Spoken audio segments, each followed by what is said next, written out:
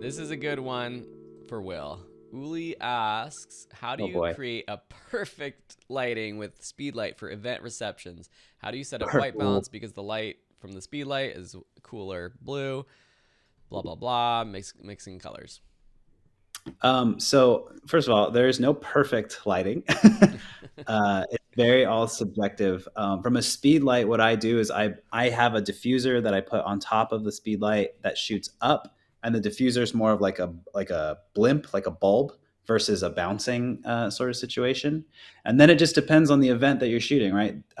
In a room that has shorter ceilings that are white, it's actually better because the light ends up going and bounces on the ceiling and creates like a really soft exposure across all your folks that you're photographing. If your ceilings are really high or you're outside at an event, it's a little bit harder. So you have to figure out at what distance you are from them and where your speed light is sort of pointed. But the diffusion and the control of power from the flash is really how you're going to dial in what you think looks perfect.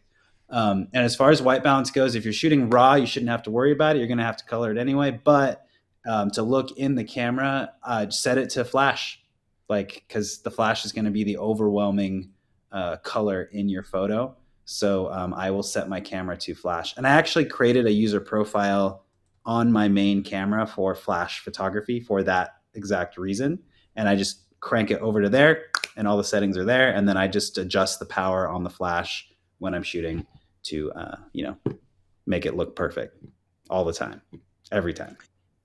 And ultimately, with doing event photography, going in and looking at the space and seeing what kind of lighting there is, like, correct me if I'm wrong, Will, but like, you don't have control over what the lighting is in the space. And so you might have that there's going to be really warm lights. You might have that there's really cool lights.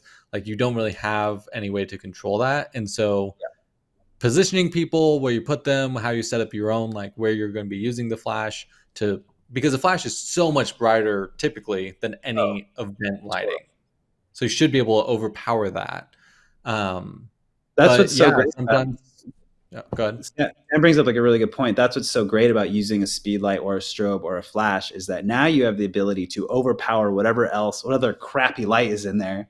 So crank your flash up all the way, shoot at a high shutter, shoot at an f5 or an f5.6. I mean, and you can blow out everything else and just focus on your light.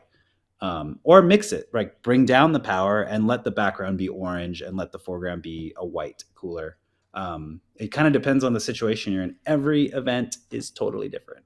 So So let me ask you this, Will. If have you ever gone to an event? There's a lot of orange lighting. So with lights, at least in the film world, we have gels, and so we can take a white light and it's a little thing of orange plastic, more or less.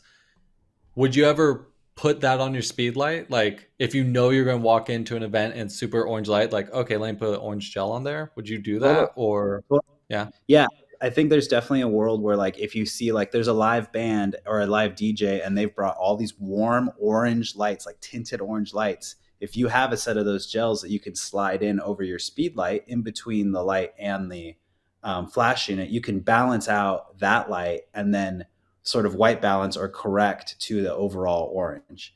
Now that's pretty specific, and everything will then be uniform. I, however, wouldn't do that. I would still balance to the flash because I think knowing that it's a party and having a mix of a bunch of different colors looks like a party and it's a little bit more interesting.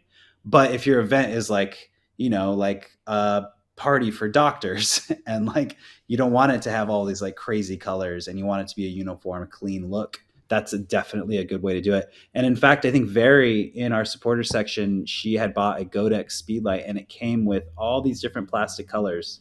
And she was like, "What are these for?" And that's exactly what it's for. Yeah. So good call, Sam. Yeah. And then also, with the flash and everything, a big part of this is also if you have just overhead lights, like at a conference, you just have these big overhead lights, everyone gets these horrible shadows.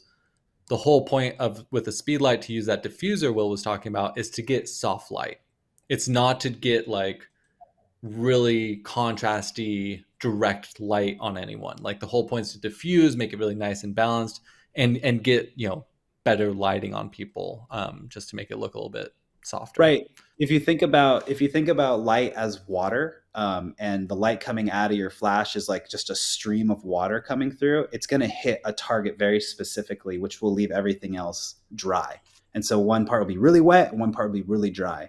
Now, if you shoot that stream of water through like a filter or what's a diffuser, like on the flash, it'll spread out all that water and it'll hit Whoa. everything evenly. Whoa. Well, Oh, whoa.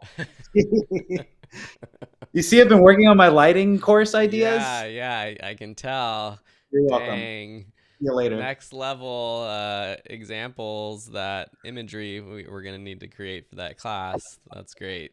I like it.